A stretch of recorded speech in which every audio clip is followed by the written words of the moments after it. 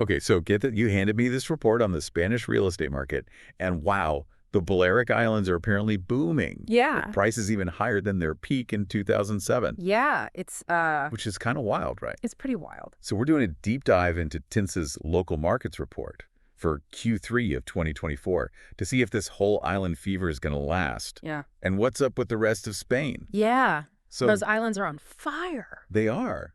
But, They're sizzling. like any good paella, the Spanish real estate market, you've got a lot of different regional flavors to savor.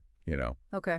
So this report is really our recipe, I think, for figuring out where things stand, especially if you're someone who wants to be in the know, Mm-hmm. which I'm assuming is most of our listeners, right? Right. Okay, so besides the Balearics, what's the overall temperature? Are we talking a gentle simmer or a full-on boil? I would say, a slow and steady simmer overall. Okay. Prices are still ticking upwards, but that climb is easing up a bit compared to, earlier this year. Hmm. So it's like that moment when the paella, it's almost ready, but you got to let it rest Right. for the flavors to really deepen. Yes, makes sense. Yeah. Now, you mentioned regional flavors. Which areas are hotter than chorizo on the grill, besides those sizzling islands? Well, if you're picturing kind of that like coastal living, Hmm. Asturias and Cantabria up in the north, those are seeing some serious upward momentum. Yeah. And down south, along with Malaga, Alicante is another area where the market is heating up fast. Interesting. So it seems those seaside dreams are still going strong. So it seems like no matter which way you go, coastal is a solid bet. Yeah, it seems to be a trend.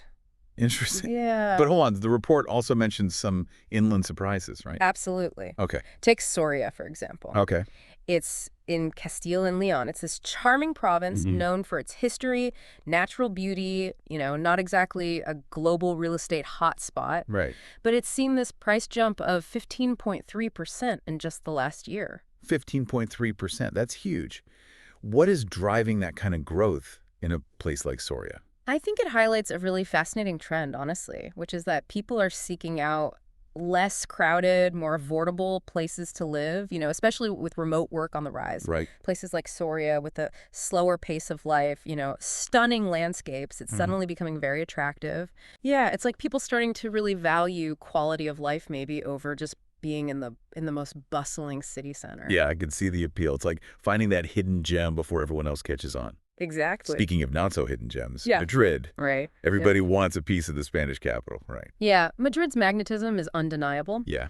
but it's not as simple as you might think. Okay. So while the market there is strong, 4.5% year-over-year increase, prices haven't fully bounced back to those pre-2008 bubble levels. Really? That's surprising to me because, everyone wants a piece of Madrid. Why the lag? I think affordability is a major factor Yeah. because while prices might not have hit those like pre-crisis peaks just yet, they've been steadily climbing. Okay. And the report suggests that that's becoming a real concern in the capital. So Madrid is a bit of a mixed bag then. Yeah, I think so. Strong market, but some affordability bumps in the road. Yeah. Let's zoom in a bit. Okay. How different are prices, like between neighborhoods within Madrid? I mean, we all know location, location, location. Right. But is it really that drastic? Oh, it absolutely can be. Yeah. You could be looking at a difference of thousands of euros per square meter depending on where you are. Wow. So you take like the glamorous Barrio de Salamanca, for example. The average price per square meter there is over 6,000 euros. Okay, so Salamanca is for those with deep pockets. Yeah. What about somewhere like Villaverde, for example? Now, in Villaverde, you're looking at less than 2,300 euros per square meter. Whoa. Okay, that's more than like 3 times cheaper. Yeah, big difference. So in Madrid, your money might go a lot further depending on what neighborhood you're after. Exactly. And this ties into what the report calls theoretical effort, which sounds kind of complicated, but it's really about how much of your income you would need to shell out for a mortgage in a particular area. Okay. It's assuming, you put down 20% and you borrow the rest. Right. So imagine needing to spend almost 80% of your income on a mortgage just to live in the Madrid city center. Wow. That's the reality reflected in this theoretical effort score. Ouch. So Salamanca might be fancy, but maybe not so practical. You've hit the nail on the head, and in fact, in the heart of Madrid specifically, the Central District, you'd need to dedicate a whopping 76.9% of the average household income to mortgage payments, according to the report. Wow. It's official. Living in those chic districts really is a luxury. Is. Speaking of luxury, what about Barcelona? Yeah, It's always been a strong contender with Madrid, for sure. in terms of desirability. Yeah, Barcelona is definitely holding its own. The average price per square meter across the city is 3,849 euros, Okay. which is a 5.1% jump compared to last year. Okay. So even though prices are slightly lower than Madrid overall, Barcelona is on a steep upward climb. Okay, so even if it's a tad cheaper now, it sounds like Barcelona is catching up fast. It is, yeah. What does that mean for affordability there? Well, buckle up, because Barcelona is home to the district with the highest theoretical effort score in all of Spain. No way. Really? Yes. Which district are we talking about? Drumroll, please. It's Ciutat Vella. Ciutat Vella. That's the heart of Barcelona's historic center, right? You got it. All that charm and history comes at a price, apparently. Yeah. We're talking a whopping 76.7% of your income going straight to the mortgage. Wow. So even more intense than Madrid's priciest district. It seems like living in those picture-perfect historic areas might mean some serious sacrifices. That's one way to put it. Wow. And it's not just Ciutat Vella. Example, known for its elegant architecture, upscale shops, has a theoretical effort score of 63.4%. Oof. Yeah. So much for those romantic notions of strolling through the Gothic quarter or living in a gaudy masterpiece. Exactly. You need deep pockets for that. Indeed. And even in districts like Gracia, with its more bohemian vibe, and Les Corts, known for its upscale residential areas, those effort scores are still hovering above 50%. Okay, so Barcelona is definitely giving Madrid a run for its money in the how much you're willing to sacrifice Olympics. For sure. But let's not forget, there's more to Spain than just those two giants. Right. What about a place like Valencia? Ah, Valencia. It often gets overshadowed by Madrid and Barcelona, but it shouldn't be overlooked, Imagine beautiful beaches, delicious paella, and this vibrant cultural scene, all at a slightly more relaxed pace. You're speaking my language. Right. Okay, but what about the real estate market? How do prices and that theoretical effort score compare? Well, Valencia is a breath of fresh air when it comes to affordability. Okay. Relatively speaking, of course. Right. The average price per square meter is 2,140 euros, Okay. which is a significant jump, 11.5% compared to last year, so definitely not a stagnant market. Okay, so Valencia might not be breaking the bank in the same way as Madrid or Barcelona, but it's certainly no slouch in the price department. Right. Yeah, it's not, What's driving that growth? Well, I think it's become increasingly popular both with locals and with those coming from other parts of Spain and even internationally.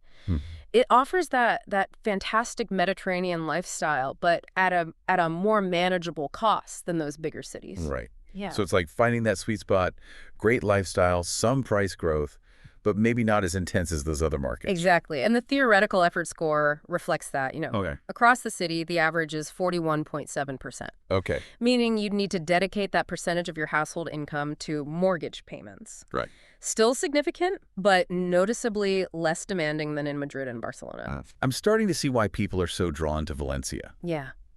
But within the city itself, are there any big price discrepancies? Absolutely. Just like those other cities, Valencia has its own internal variations. Right. Ciutat Vella, the historic center, that's going to cost you the most, with the highest theoretical effort at 76.7%. Okay, so that historic center premium kind of follows you wherever you go. It really does. What about for those seeking a bargain in Valencia? Well, for something a bit easier on the wallet, you can check out Oliver, Valdefiero, and Petre. Okay. These districts have a theoretical effort score of 26.4%, which is notably lower. That's good to know. Seems like Valencia really does offer a bit of everything. It does. From charming but pricey historic areas to more affordable pockets. Mm-hmm. And let's shift gears to a city that's captured my heart. Oh, Yeah.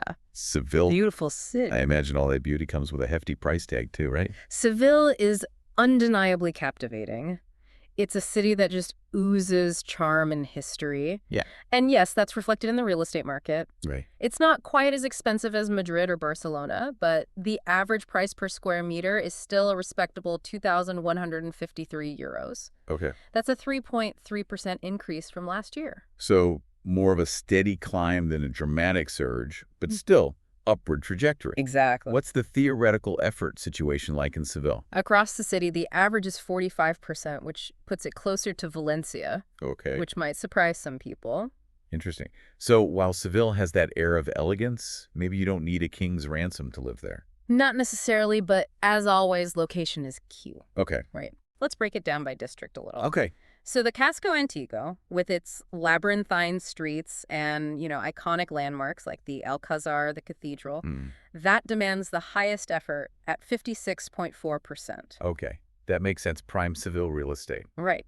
What about Triana, known for its flamenco culture? Triana will set you back about 55.6% of your income. Okay. And Los Remedios, which is a more modern residential area, that comes in at 46.9%. But it seems like even in those more sought after, very popular districts, affordability is still a consideration. It is. Are there any areas in Seville where that effort score is a bit more, I don't know, manageable? Absolutely. Estela Cosa Torreblanca and Bella Vista La Palmera have effort scores below 35%, making them relatively more attainable if you're watching your budget. That's fantastic. Yeah. It seems like there are still options for those who don't want to be house poor in Seville. Definitely.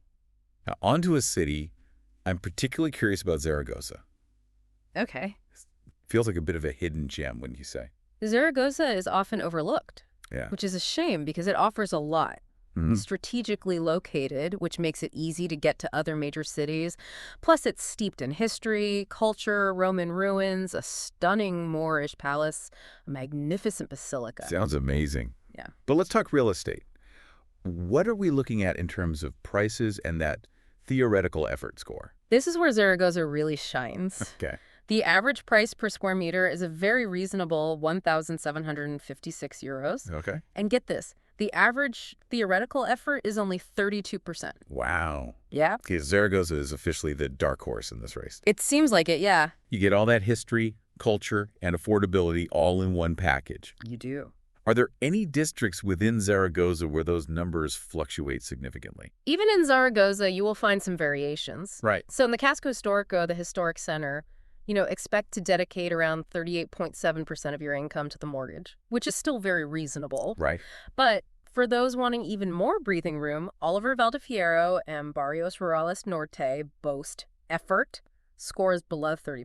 It sounds like Zaragoza is a breath of fresh air, both literally and figuratively. Right. Okay, we've explored a lot of exciting options, but we can't forget about Malaga, Of course not. the heartthrob of the Costa del Sol, Right. sunshine beaches, and I'm guessing some pretty impressive real estate prices. You're spot on. Malaga embodies that relaxed Mediterranean lifestyle, and it's been drawing in buyers from around the world. Right. So as you might expect, all that popularity has impacted prices, which are now averaging 2,456 euros per square meter. Okay. That's a 10.9% jump compared to this time last year. Wow, so Malaga is definitely riding a wave. That's quite a price jump. It is. I'm guessing the theoretical effort score reflects that. Unfortunately, yes. Okay. Across the city, it sits at 54.6%, Okay. which puts it closer to, what we saw in those pricier cities like Madrid and Barcelona. Okay, so maybe that sunshine and those beaches do come at a price. They do. But let's get specific. Okay.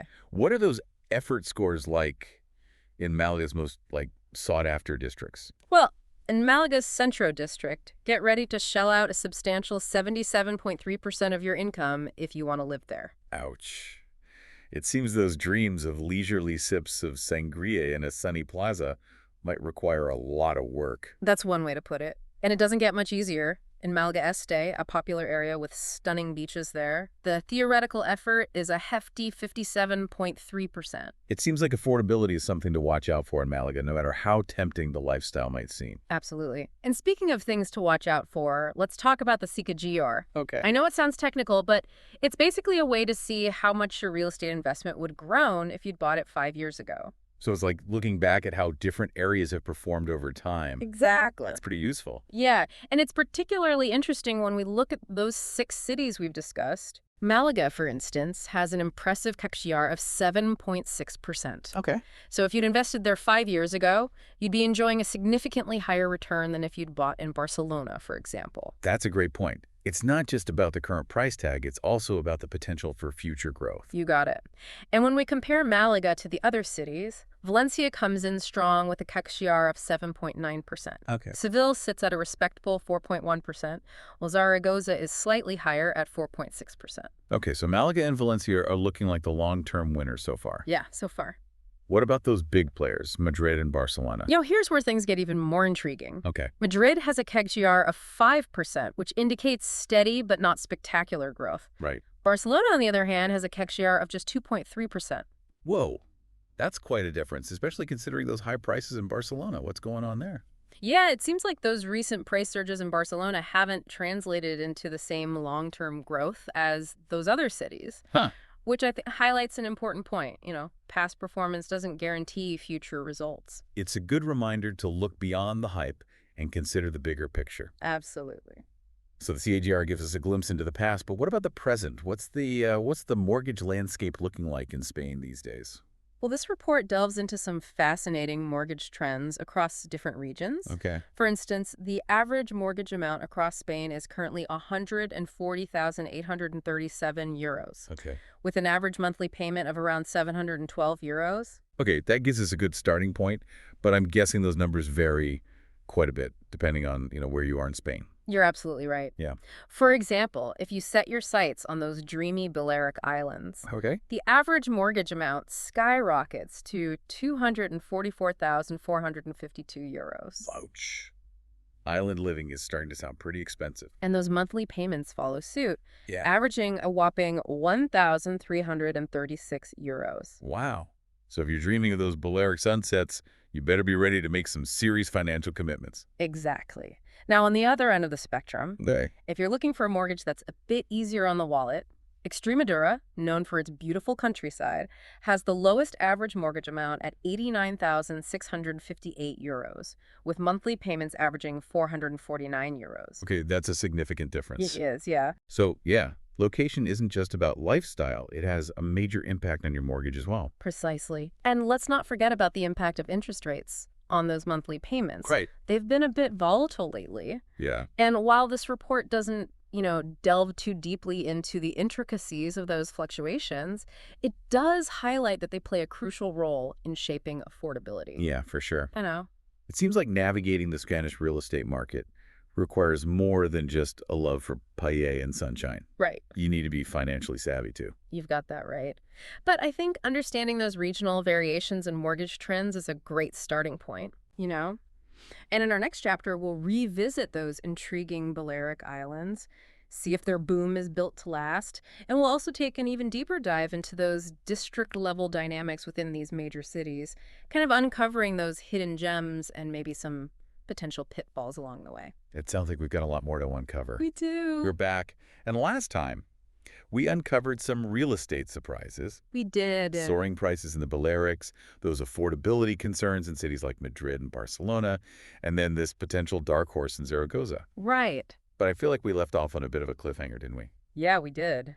Those Balearic Islands, are they really a real estate paradise, or are those sky-high prices a sign of, I don't know, trouble in paradise? Exactly. So the report paints a picture of a market that's hotter than ever, but how long can it last? Let's dive into, what's fueling this boom and whether it's built on solid ground or just castles made of sand. Well, I think you have to think about what draws people to those islands in the first place. Stunning beaches, year-round sunshine, that irresistible Mediterranean lifestyle, I think. Mm-hmm. And they've always been a magnet for, international buyers. But recently we've just seen, demand explode. It's like everybody wants a piece of that island life. Exactly. And there are a few key factors, I think, driving this surge. Okay. One is the rise of remote work, Right. Imagine yourself working from a beachside cafe, with a view of those turquoise waters. Oh, stop it. I know, right? You're making it hard to resist. And more people are realizing that work can really happen anywhere. And the Balearics just offer a pretty tempting backdrop for those Zoom calls, wouldn't you say? You're not wrong. Yeah. But it's not just about, Yeah. the scenery, right? Yeah. What else is driving people to invest in those islands? Well, it's also, I think, this post-pandemic shift in priorities. Okay. People are placing a higher value on experiences, quality of life, escaping that hustle and bustle. Right. The Balearics really represent a kind of permanent vacation for many people. Like hitting the reset button on life and saying, I deserve this. Exactly. And then, there's the investment aspect. With Wow. interest rates still relatively low, real estate is seen as a safe haven for many investors, right? Right. The Balearics, with their kind of limited supply of property and this ever-increasing demand, are a particularly attractive bet. Right. Limited supply? That's a key factor we can't ignore. You've got it. The Balearics are islands, right? They Yeah. only have so much land available for development. Of course. So this natural scarcity, combined with that surging demand we talked about, Right. kind of creates this perfect storm for prices to skyrocket. Right. It's basic economics. When supply is limited and demand is high, prices go up. Right. Makes Yeah. totally sense. Yeah, But you said it yourself, no boom lasts forever. right. What are some of the potential, roadblocks that could cool down this island fever? Well, I think you're right to be cautious. Okay. The report highlights some potential risks. Okay. One of the biggest is just that affordability issue that we've kind of touched on before. Prices have risen so dramatically that even those with, decent incomes are finding it hard to afford a home. Yeah, and we saw that reflected in the theoretical effort score, right? The Exactly. Balearics had the highest, percentage of income needed for mortgage payments in all of Spain. Exactly. And if prices continue on this trajectory, it could create like a two-tiered market Right. where only the wealthy can really afford to buy, Right. which, not exactly a recipe for a balanced and sustainable market in the long run. No, not really a recipe for anything good. Right, exactly. Are there any other factors that could, put a damper on this boom? Well, another risk is the potential for overdevelopment, right? Right. So while those islands have limited land, developers might get a little too enthusiastic, building more and more, trying to cash in on the boom. Of course. And this could eventually lead to, a surplus of properties, causing prices to stagnate or even, decline. So too much of a good thing could backfire. Exactly. It's like that saying, don't kill the goose that lays the golden eggs. That's a perfect analogy. And of course, we can't forget about those external economic factors that we discussed earlier. Right. A global economic downturn, rising interest rates. Right. Any of these could have, a ripple effect on the Balearic market, Mm. cooling down that hot demand. Yeah, it seems like a lot of things would have to go right Yeah, for this boom to continue, indefinitely. for sure. Okay, so the Balearics are a bit of a wild card then. Yeah, I think so. Exciting potential, but also some, significant risks to consider. Definitely. Okay, so that's just the islands. But what's the report's overall take on the long-term outlook for the Spanish real estate market in general? I'd say the report strikes a cautiously optimistic tone. Okay. It emphasizes that Spain's underlying fundamentals are strong. Okay. It's a desirable place to live. You've got a growing economy, and there's a backlog of demand for housing. Mm-hmm. But it also stresses the importance of, careful planning and sustainable development. Because it's a balancing act. It is. Encouraging growth, but making sure it doesn't get out of hand. Precisely. It's about creating a market that works for everyone, Right. not just those at the very top. Right. Makes sense. Yeah. You mentioned external factors earlier. Mm-hmm. What are some specific, kind of wild cards that could shake up this Spanish real estate market in the coming years? Well, I think one of the biggest uncertainties is just the global economic outlook, honestly. Right.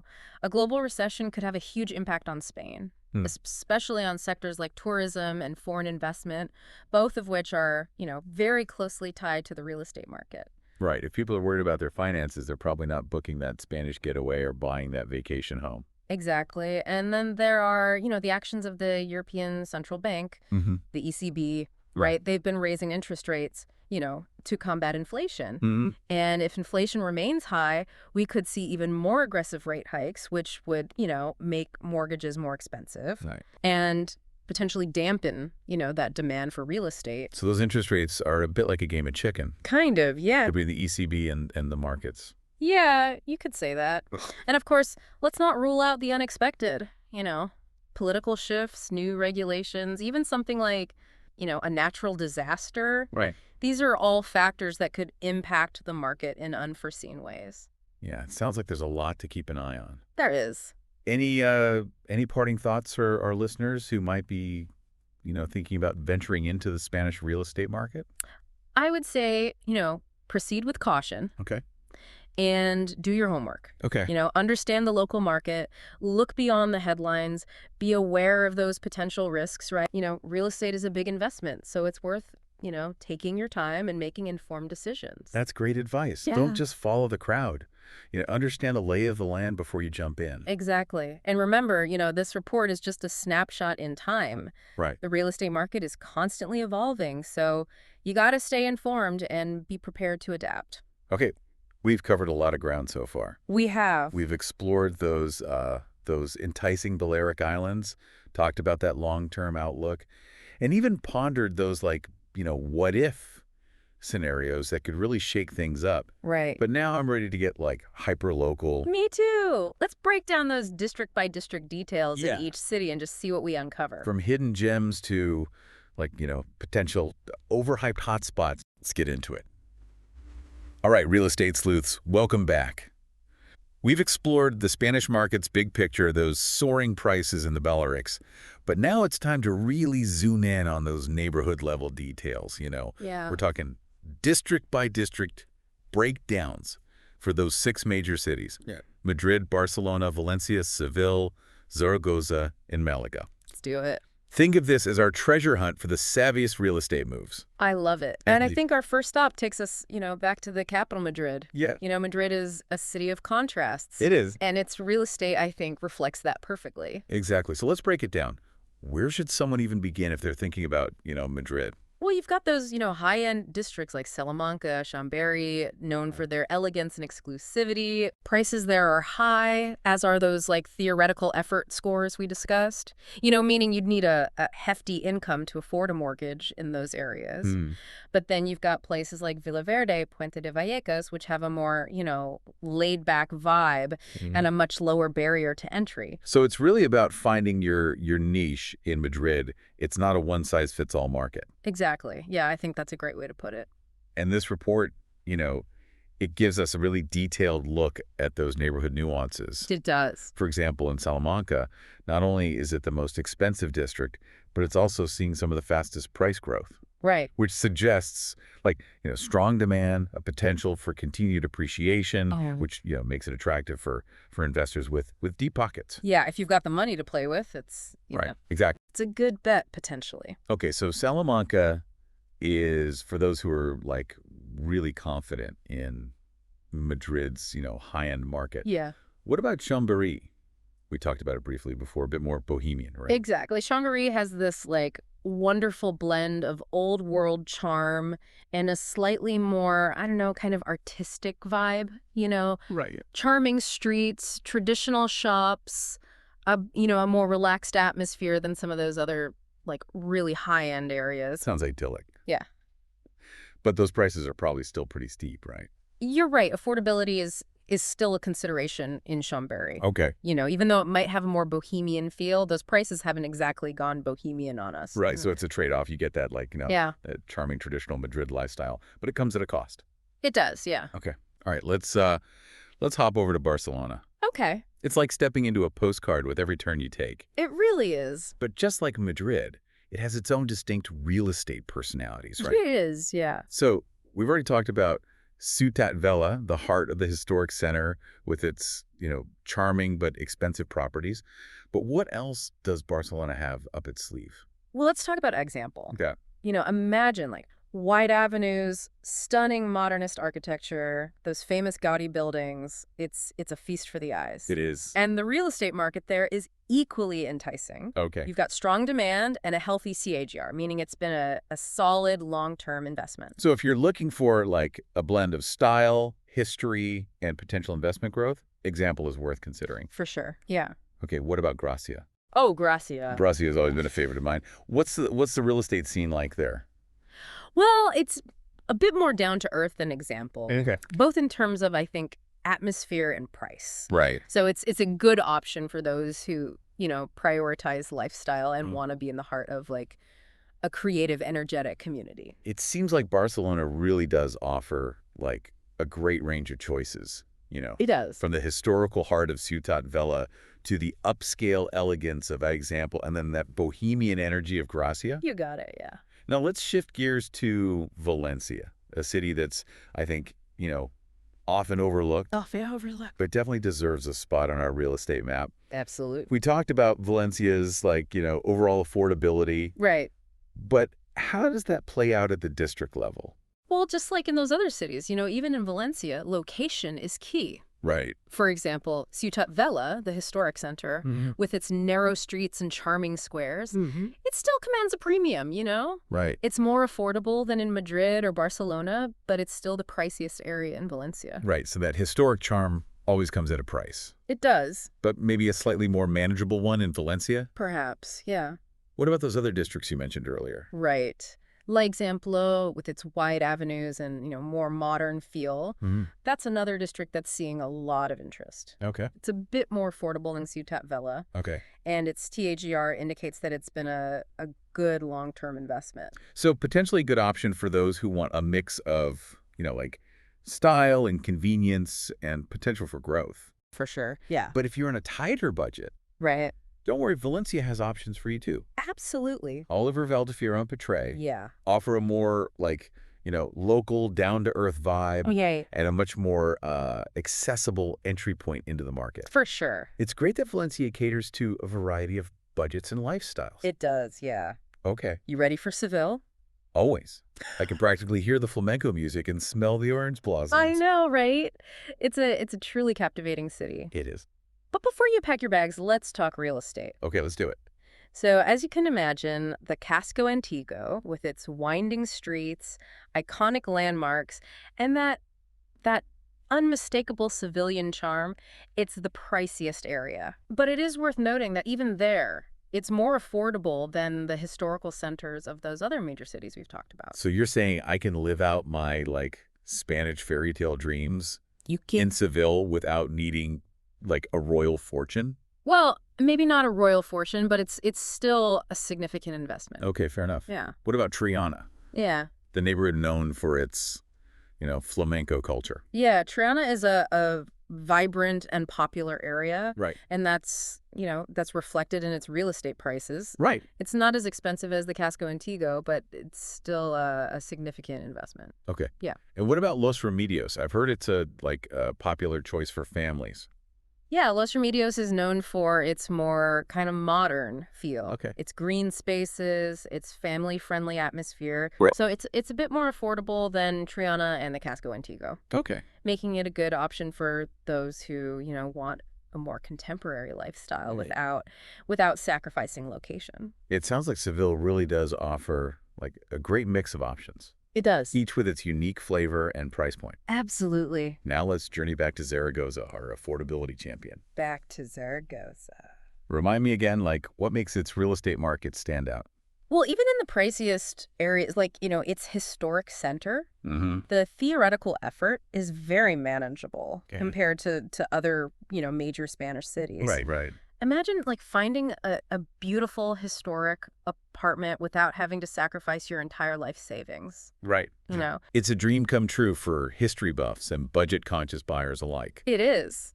But, for those seeking even more affordability, I know Zaragoza has some other tricks up its sleeve. It does. Right. Yeah. What are those? Well, districts like Oliver Valdefiero and Barrios Rurales Norte, those offer incredible value for money. Yep. You get that laid-back Spanish lifestyle, beautiful surroundings, and the comfort of knowing you haven't completely emptied your bank account. Zaragoza sounds like a hidden gem that's starting to, sparkle. It really does, yeah. Okay, ready for our final stop on this whirlwind tour? Let's do it. Malaga, here we come. Huh. Sunshine, beaches. We talked about Malaga's, undeniable allure. It's very alluring. But, as we know, those perks, they come with a price. They do. We saw that reflected in those theoretical effort scores. Malaga's Central District, with its historic charm, its prime location, requires, a significant financial commitment. It does. And that beachfront lifestyle in Malaga Este also comes at a premium. It does, yeah. But remember, its KGR suggests that this might be a good, long-term investment. Right, exactly. So if you've got your heart set on Malaga and you're in it for the long haul, those high prices might not be as daunting. Yeah, that's a good point. But if you're seeking, a bit more affordability in Malaga, Right. don't despair. Don't give up. Districts like Ciudad Jardín and Bella Miraflores Yeah. offer like a more local feel, a slower pace, Right. and a more accessible entry point into the market. So even in a sought-after city like Malaga, there are options for those who, don't want to be completely priced out. There are, absolutely. It seems like this deep dive into those district dynamics has really shown that real estate isn't just about cities. Right. It's about like understanding the unique personality and market forces within each neighborhood. 100%, yeah. It's like putting together a puzzle, Yeah. finding that perfect piece that fits, your lifestyle, your budget, and your long-term goals. Perfectly said. Well, this has been an incredible journey, I think, through the Spanish real estate market. It has.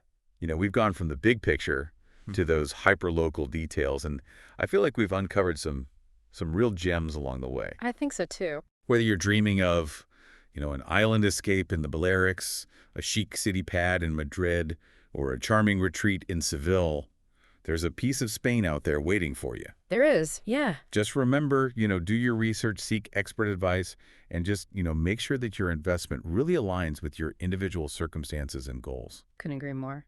And with that, we'll wrap up our deep dive into the Spanish real estate market. Thanks for joining us. Until next time, happy house hunting.